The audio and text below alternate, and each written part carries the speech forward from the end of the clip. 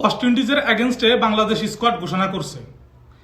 আপনার মেহেদী হাসান মিরাজ ক্যাপ্টেন, তানজিদ হাসান তামিম, সৌম্য সরকার, সাইফ হাসান, নাজমুল হোসেন শান্ত, তাহিদ হৃদয়, মাহিদুল ইসলাম অঙ্কন নতুন করে ঢুকছে, জাকের আলী, শামীম হোসেন পাটোয়ারি, নুরুল হাসান সোহান, রিশাদ হোসেন, তানবির ইসলাম, তাসকিন আহমেদ, মুস্তাফিজুর রহমান, তানজির হাসান সাকিব, হাসান মাহমুদ। এই হচ্ছে বাংলাদেশের স্কোয়াড।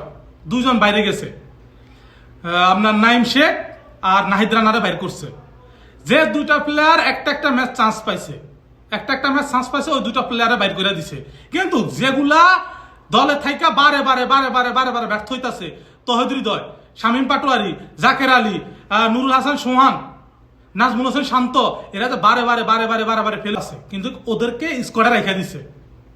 আমার মতো ওদেরকে সরায়া ওদের জায়গায় এনসিএল যারা ভালো খেলছে কয়েকটা প্লেয়ার, এনসিএল বলেন, ঢাকা প্রিমিয়ার লিগে বলেন, যারা ভালো খেলছে ওদের কজন্য ঢুকানো দরকার ছিল।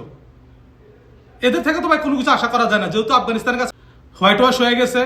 সেম দেখবেন ওয়েস্ট ইন্ডিজের কাছে এরকম কিছু একটা ঘটনা ঘটবো। কি কিছু বুঝতে পারছেন? তো এদেরকে চাচা আপনি ওয়ার্ল্ড কাপের কোয়ালিফাইয়ের জন্য খেলবেন, ও ধরলাম কোয়ালিফাই হয়ে গেছেন।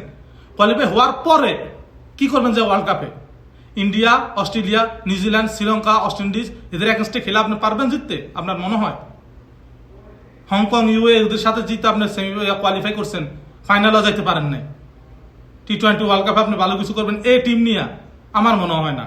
তো আপনাদের যদি ভিডিওটা ভালো লাগে আর এই স্কোয়াডে যদি আপনি কাউকে ঢুকাতে চান, তাহলে কাকে ঢুকাতেন?